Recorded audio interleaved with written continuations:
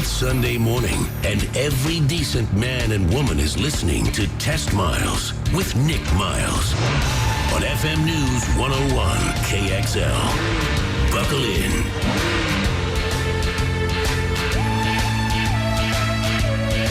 I'm Nick Miles. Welcome to Test Miles. We're live from downtown Portland. It's time to talk cars for the next 60 minutes on your weekly automotive experience. This is America's automotive radio show. Test Miles, locally created, nationally celebrated.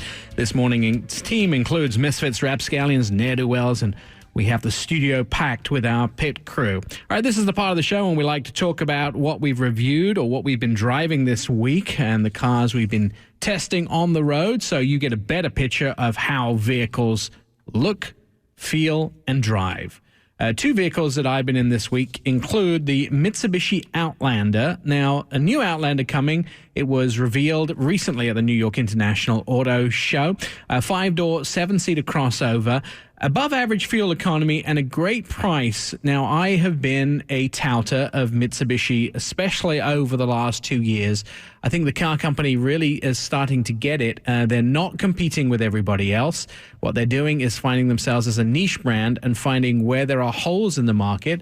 And that means allowing them to take segments and supply vehicles that are not supplied by any other manufacturer.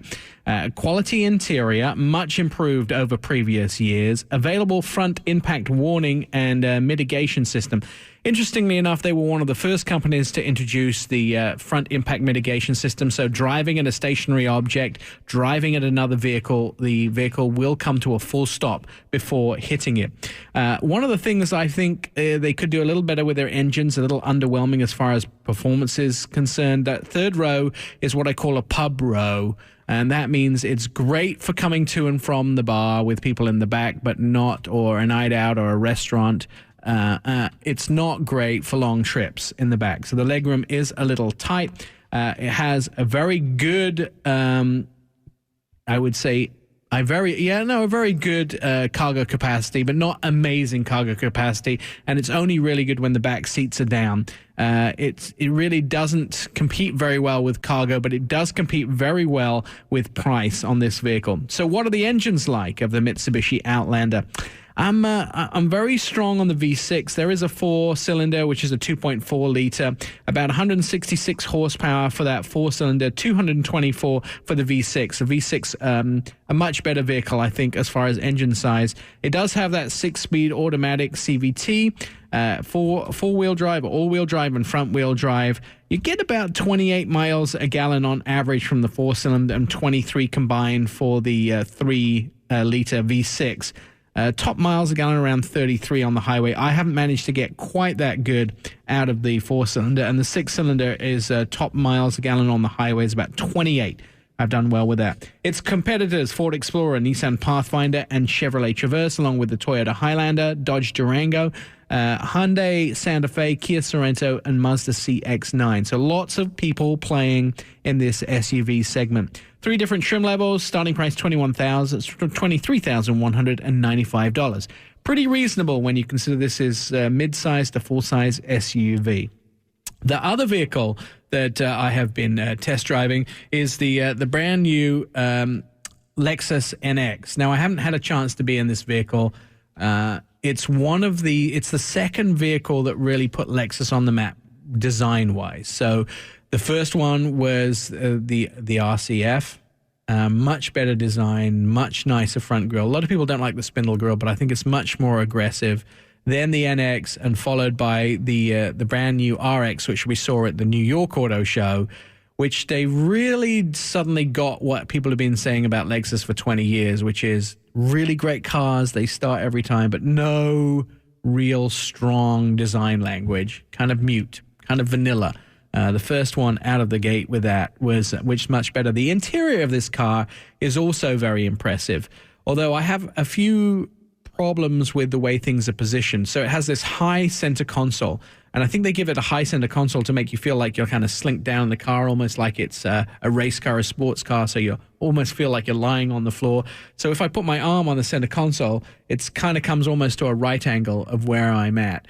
There are a few interesting button configurations in it. A lot of the buttons are really, really high, and then a lot of the buttons are really low. So every time I reach for the volume in the vehicle, I actually change the driving mode, because the driving mode button is where you think the volume is. So I'm thinking I'm turning the volume down, and what I'm doing is putting it into eco mode.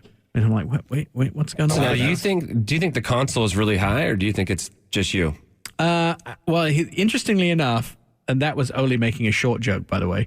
Interestingly enough, my back is really long, and so I have short legs, but I have a back of a 6'4" person. It's just legs didn't develop very well. And so what ends up happening is when I sit in a vehicle, I'm as tall as the average guy. I mean, my head comes close to the ceiling in most vehicles. So my upper torso is the same size as anybody. I just have 24-inch inseam, and I'm only 5'4", which makes me fairly short. However, so I think I'm about average on the upper body. It's not because I'm short that it feels really high, or that I'm, small. It's like I don't feel like a 5-year-old in the car. I think the console just built up really high, which is the new thing to do, is to make you feel like you're in a coupe, make you feel like you're in some kind of sports car. So, I mean, that's the NX, I think, great design on the exterior. They've really done a good job. And I like Lexus for what they do. The drive has always been great. The hybrids have been outstanding, all make great race cars. But I've never really been passionate about the brand's design. And for me, 50% of why I buy a car is a design. The reason I love Dodges is because the design is just so in your face. And we'll be talking about this later in the show, because we were talking about some of the cars that make the list of best designed cars or most beautiful cars. But for me, the NX is the first SUV that Lexus has ever made that's really nicely put together. I mean, it's beautiful just to look at. They've always been functional. You could go out and not change the oil, not recommended, for, 80,000 miles, and they would still start every time. The maintenance on them is very low. They're very reliable. They're put together very well. The fit and finish is great. The insides are great. But the exteriors, I don't know about you. I mean, just the exterior for me is unpassionate. Well, when you're buying a luxury car or something like that, you want something that sticks out. You want to look. Well, that's the thought pattern, isn't it, of most people. If you're going to go spend the money on luxury, you want everyone to notice you. But there's several brands that do the opposite of that. Acura is a great example of that. They give you a luxury brand where they don't want you to be in everybody's face. The RLX was a vehicle they said, well, it's kind of the under-the-radar luxury car. Yeah, but you can have subtle inspiration with, your design, and it doesn't have to be flashy. It doesn't have to be a mustard yellow fit, to stand out, but it can be something where you're like, wow, that's saying a lot without being loud. The disappointment I have for this Lexus is the fact that it is the gas mileage in, I'm getting 20 miles a gallon. And you buy a small compact luxury SUV, and you expect to get an incredible gas mileage. I'm getting 20 miles a gallon. I get better gas mileage in my Durango, which is, why would you spend the money on buying? I mean, it does start at $34,000, but then the Durango starts about, less than that. So I'm in this really weird situation of where I really like it. It's luxury. It has all things, but I'm looking at a full-size car. It gets same full-size SUV, same fuel economy, and sort of same engine, those type of things. So I love the vehicle. Don't get me wrong. I just think when you start matching it up against the competition, it gets super complicated as far as... Well, I think a lot of stuff, when you're talking about fuel mileage, I mean, has a 6-speed transmission. A lot of this compact stuff now has more gears than that. 9-speed in the Cherokee, for instance. I mean, you're getting more gears, so it's a little bit behind, I think, as far as the transmission. But everything else, turbocharged 4-cylinder, 2-liter, that's pretty much, what's going on now. But if you're going to have something that's going to be smaller, you think gas mileage should be part of that package. Absolutely. Sean? I've been driving the Acura TLX all-wheel drive, and the interior on this car is just unbelievable. This is one of the first interiors I absolutely love. The wood pattern and the brown all fit together, and I think it's one of the most beautiful, elegant interiors I've been in. It's comfortable. The all-wheel drive is just one of the best all-wheel drive systems I've ever been in, and absolutely love driving this car. I don't like the gearbox that they have in it. They have this weird, funky push button that you were talking about a while ago when you had this car. And it's hard because I got used to actually pushing the buttons, and because you have to pull back for reverse and push the buttons, and I got used to it. but it's just slow when you in the transition. So if you're coming out of like a parking space and you're in reverse and you push drive, it takes a few seconds for it to actually kick in gear. And if you're in a hurry or just trying to even get in gear, you have to literally sit there for a good 3 seconds before it finally starts going. The stop go on the car is very difficult. Like if the engine completely shuts off at a stoplight to save fuel, but if you push the gas right away to go, it's really clunky and puts you back in the seat. I wish they'd do a little more better transition between the two when the engine kicks back on. It has a 9-speed automatic.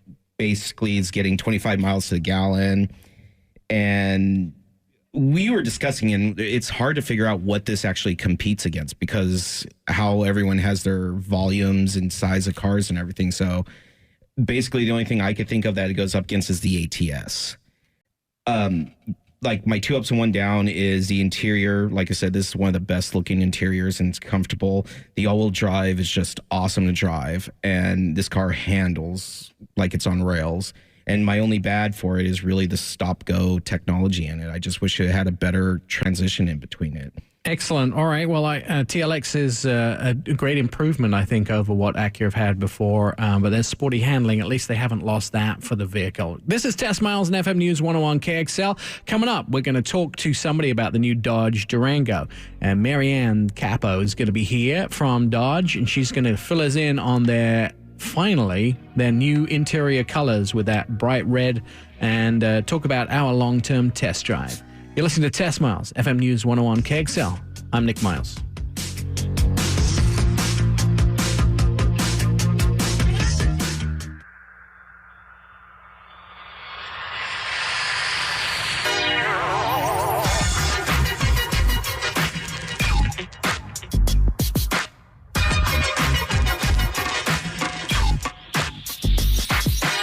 Test Miles, like NASCAR, but with one right turn. TestMiles.com. Welcome back to Test Miles, broadcasting around the world from the Test Miles studio. The latest auto news. Please join our social media suite of accounts: Facebook, Twitter, Pinterest, and more. Go to TestMiles.com. Here's a fun fact you can impress your friends with. 22,000 Ford Mustangs were sold within the first day of its release. Excellent. I wasn't one of the buyers, unfortunately. All right, Dodge Durango is a sporty utility vehicle, SUV, produced by the Dodge division of Fiat Chrysler Automobiles. The first 2 generations were very similar in they were both based on the Dodge Dakota. Both featured a body-on-frame construction, and both were produced at the Newmark assembly plant in Newark, Delaware. However, they did differ in the first generation was classified as a midsize SUV, while the second generation was classified as a full-size SUV. Now, the third generation of the Dodge Durango is built on the same platform as the Jeep Grand Cherokee, and this vehicle features a unibody construction. It is currently being assembled at the Jefferson North Assembly Plant in Detroit, Michigan. However, it does retain the previous generation's classification as a full-size SUV. Now, I've been quite open about the fact that this, I believe, is the best full-size non-luxury SUV in America. Joining us on the phone from Dodge is Marianne Capo. Marianne, good morning. Dodge recently announced a new radar red color on the leather for this vehicle. Yes, good morning, Nick. That's true. New for 2015, Dodge Durango RT is offering these class-exclusive radar red Napa leather seats that were previously only available on a Charger and Challenger. Now, I noticed that I think the first time we saw that was in a concept SEMA vehicle, 2013. Is this the first of some adventurous interiors to come from Dodge? Well, it is the first. We had great reaction back at the SEMA show in 2013, so we're making it available. We've heard from customers since then wanting it, so now you can actually get it. These Dodge Durango RTs with the new red Napa, the radar red Napa leather seats are arriving to dealerships across the country right now. Now, I noticed there's a lot of very cool things that the Durango has up against the competition. How does the Durango rate against most of the cars in its class? Because there is a lot of vehicles in this full-size SUV category. That's correct. So we call the Dodge Durango the most technologically advanced, powerful SUV in its class. It offers the ultimate combination of power, towing, and efficiency. And if I can give you an example of that, we have the available 5.7 Hemi V8 engine on the Dodge Durango. It gets best-in-class 360 horsepower, while also the best-in-class towing of 7,400 pounds, which allows you to tow a 24-foot boat. Yeah, and that's great because a lot of people buying these vehicles are towing. I actually have a 6-month long-term loan on a Citadel and Durango Citadel with a Citadel trim. I didn't order the towing package because I don't really have anything to tow. But now I'm thinking maybe I have to go and buy a bike or a boat or something to tow with it. Or I'm going to get 1,000 emails now. People saying, "You want to take my boat down to the river for the day in my Durango?" I love the technology in this, man. By the way, the available class exclusive 8.4-inch Uconnect system, touchscreen, voice commands, Bluetooth. And all of those really cool digital cluster displays where you would get the tachometer and those type of things. I love the fact that you can scroll through that from the steering wheel. Yeah, it's super easy to use. I also drive a Dodge Durango, and I find it just what a pleasure. You can find everything that you need. The radio control is right at your fingertips.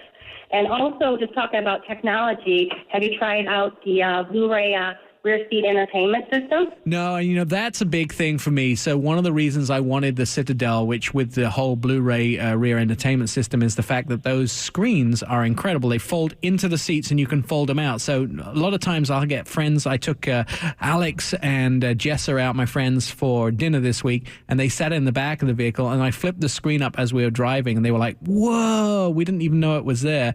Is that a big option? A lot of people really like the Blu-ray entertainment in the rear. They really do, especially if you have kids. I have a daughter who's 14, and she always wants to be connected. So watching the latest movies in the vehicle, from the house into the vehicle is quite a pleasure. Keeps her entertained and super happy. And that makes me happy as well. I think the fact that, and along with the 50 different seat configurations in the back, Oli brought his 3 kids in the studio today who are sitting playing video games in the next room, and we should have probably just sat them in the back of the Durango with a Blu-ray. Yeah, that means we'd have to get the Durango on the 6th floor of the building, I think. Yeah, couldn't leave him on the street.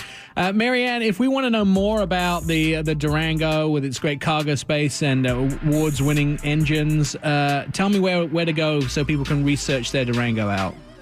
Well, certainly go to our website at dodge.com/Durango, or you can also go to your local dealership, your Dodge dealership, where they're going to be able to walk you around the Dodge Durangos that they have there on their lots. Great. Thanks for joining us. Of course, I'll be posting lots of posts on our Durango long-term test drive so we can catch up and find out how it's doing. You're listening to Test Miles on FM News 101 KXL. Coming up next, talking about the top news stories of the week. We'll give you a preview of some of the big things in the car industry. I'm Nick Miles. Throw it in neutral and coast in with testmiles.com.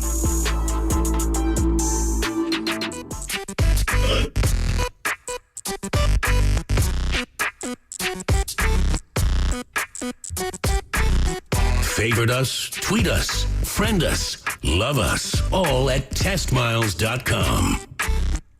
Live from our studios in downtown Portland on a Sunday morning, this is America's Car Radio Show. We'd like to thank you for being part of the Car Nation. For more fun facts about cars, you can go to our Facebook page, Test Miles ENT. Hey, here's a fun fact that you can impress your friends with. Honda builds over 14 million combustion engines every year and is the largest manufacturer of engines in the world. Thanks, all 8 top stories this week in the news. We're going to take the last part of the show to look at some of the big things that have been happening in the news stories. On the cars no one wants to buy list. 15 days on a lot is about the shortest a vehicle will spend on a car dealer's lot. 4 months is the longest. So Kelley Blue Book came out with a very interesting list of the cars that no one wants to buy. I was very interested to find out that the Cadillac ATS spends 138 days on the lot on average. Would you think that vehicle was something that would be spending time on the lot?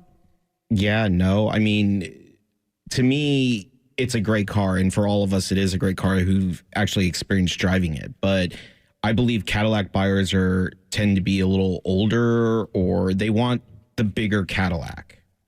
They want like the CTS or, Or the SUV. CT6. Yeah. Or maybe just like you're saying, if it's an older demo, that it's just a slower process as far as Well, they sell getting 30. that perfect color and like, they Sell you have time to 30,000 a kill. year, so Yeah. it's not like they are selling them. It Yeah. just seems to be that they spend a lot of time on the lot. Maybe there's just a lot of them. Maybe that's the fact, like you said, maybe people are actually custom ordering their Cadillac for how they want instead of going to the lot and I want this one and getting force fed something. I am not surprised about number 9 on the list, which is the Kia Cadenza. I love Kia. I think they've done a great job, but the Cadenza to me didn't quite hit the mark on everything. They spend 138 days on the lot and they only sell about 10,000 a year. I think the problem with the Cadenza is it's an awesome vehicle, but for the same price, you can get the Genesis, which just looks so much better. I don't even know what the Cadenza is. It's basically a Kia version of the Genesis. It falls right between the Optima and the K900. Oh, it's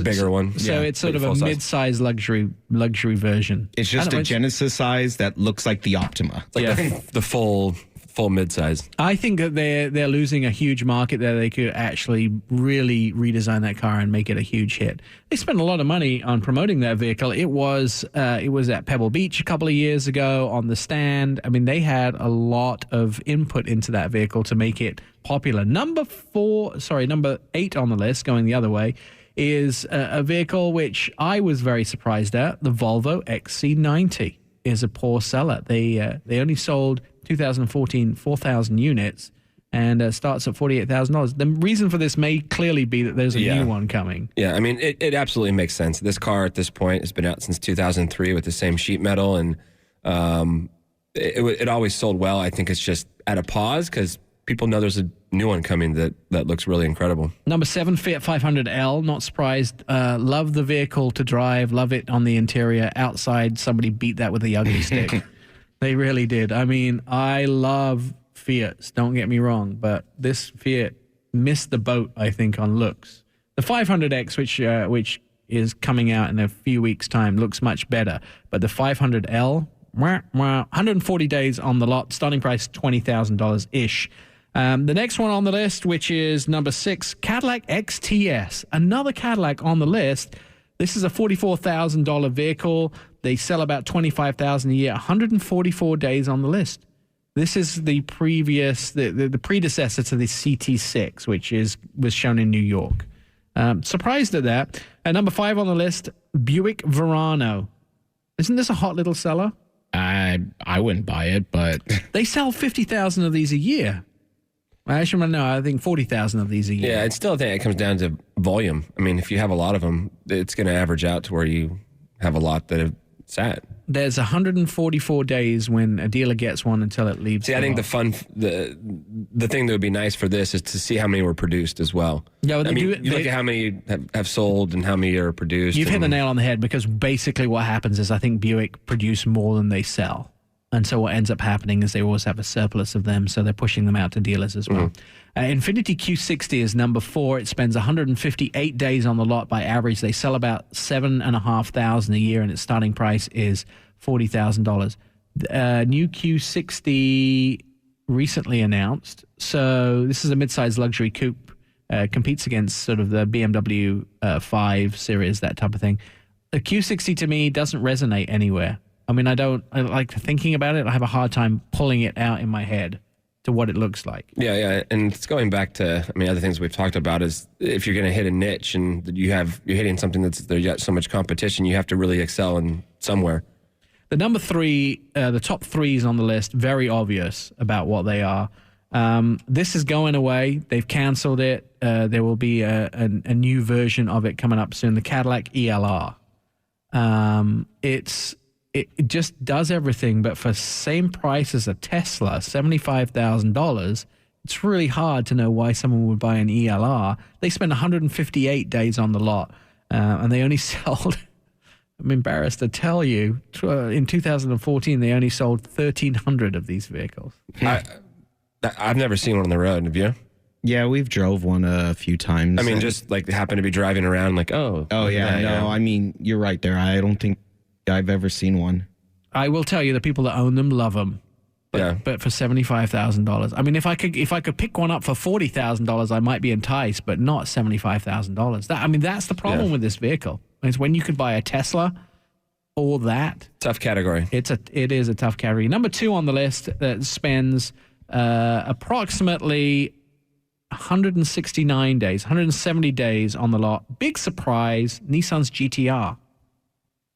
Well, that's just a special made car. And I mean, who literally has $100,000 to dump on a car? Right, $101,000 starting price. That's probably why they spend all the time on a lot. And I don't think, because Nissan aren't losing any money on it because they make so few every year. It's a halo car. I mean, you could put Aston Martin in the same sort of category as that. But, and I think the thing with the GTR is, unless you're a true car enthusiast, a lot of people don't know. I mean, it's coming up now with a lot of the media and everything, but a lot of people don't know what the GTR really is. True. You go for names. You're going to go for a Porsche or a Ferrari, maybe even used, or something. You're looking for something around $100,000. Yeah, I mean, the GTR is kind of a tuner dream car, basically. And that's where a lot of the tuners love the car. And people don't realize how great the car actually is. It is great. I will tell you, though, I've driven that car on long drives. Whew, it's a backside killer. I get numb bum syndrome from sitting in that vehicle. It's a rough ride, but it's an awesome ride. All right, the number 1 the car that spends the most time on lots, interestingly enough, is another vehicle that's been canceled. 170 days on a lot. They sell about 4,000 of them a year. Starting price, $18,725. The winner, the Honda Insight. Just too much competition for that car now. I mean, there's so much stuff, and you look at something that just doesn't seem that inspiring. They had everything. 3 Priuses now. You have They had every opportunity to go up against Prius, and I remember talking to a Honda dealer. I had seen the Insight before the dealer had seen it. And the dealer said, "What do you think? Is it great?" And I was like, Yeah, I think the neatest thing that car ever did is when John Travolta drove it around in Be Cool, and that was kind of their rolling joke. Was he had the hybrid, and when he should be driving, something. You familiar with that movie? No. All right, never mind. Thanks. The Honda Insight making out the number 1. All right, when we come back in Test Miles, talking about some more of the news stories, we'll hear from the rest of the crew, see what they have on the docket for the best news stories of the week. You're listening to FM News 101 KXL. I am Nick Miles. We'll be back in a moment.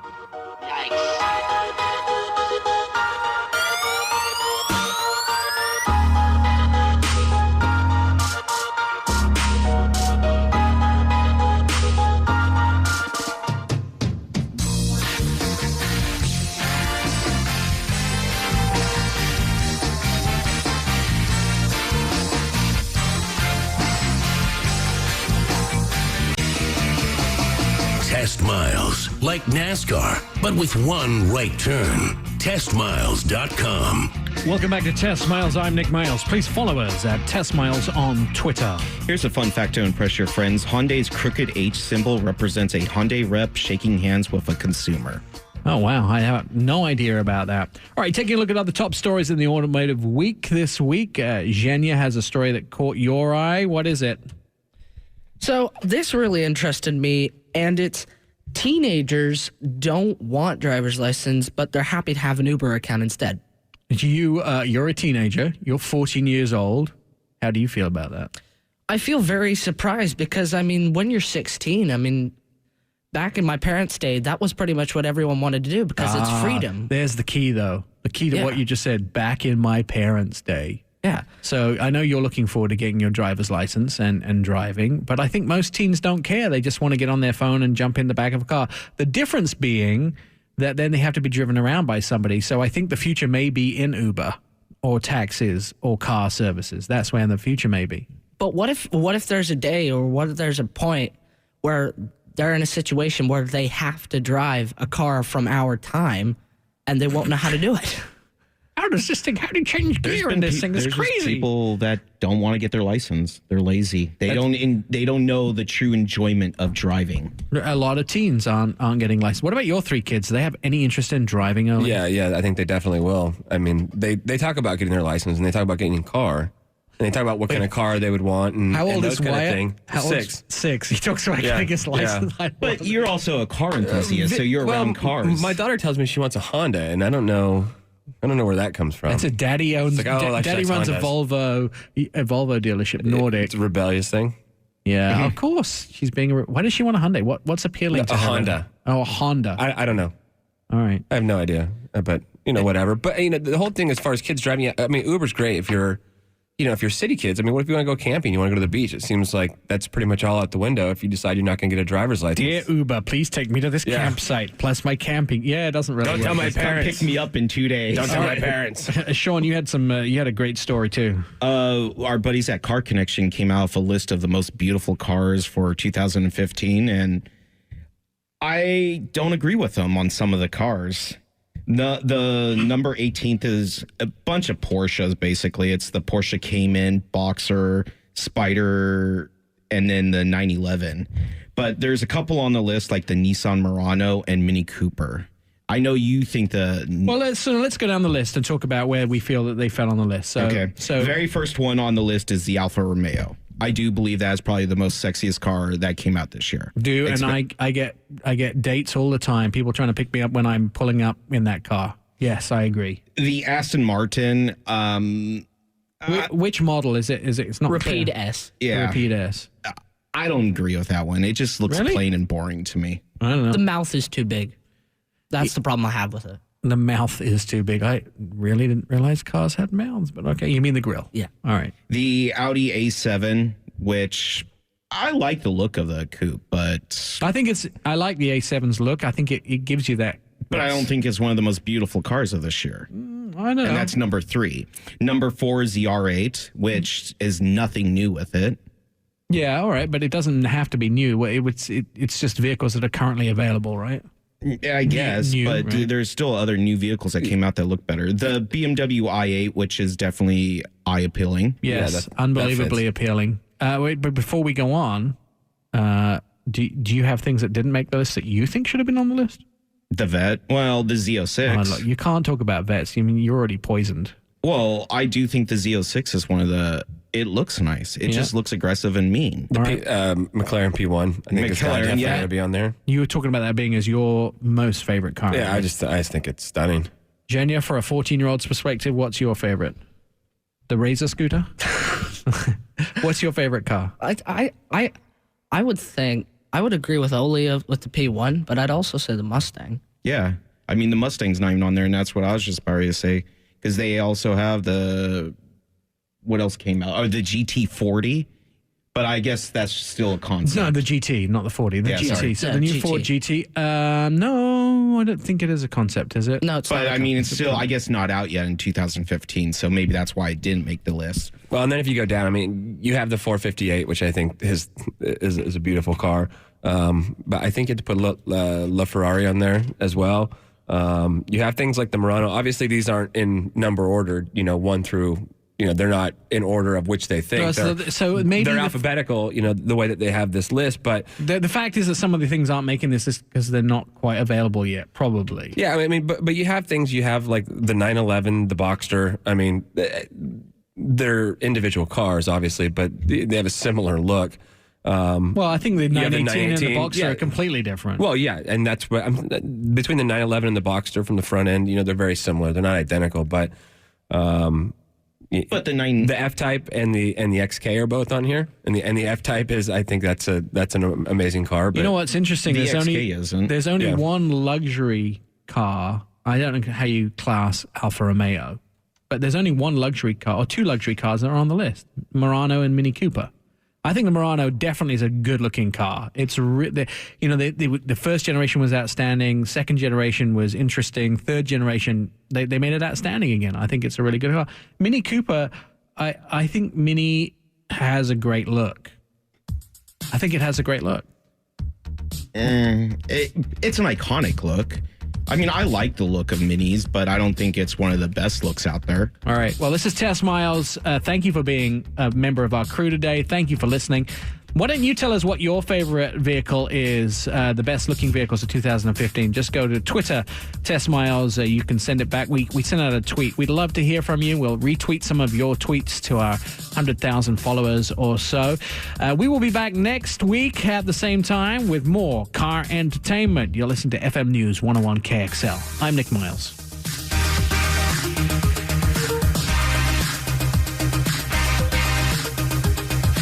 Throw it in neutral and coast in with testmiles.com.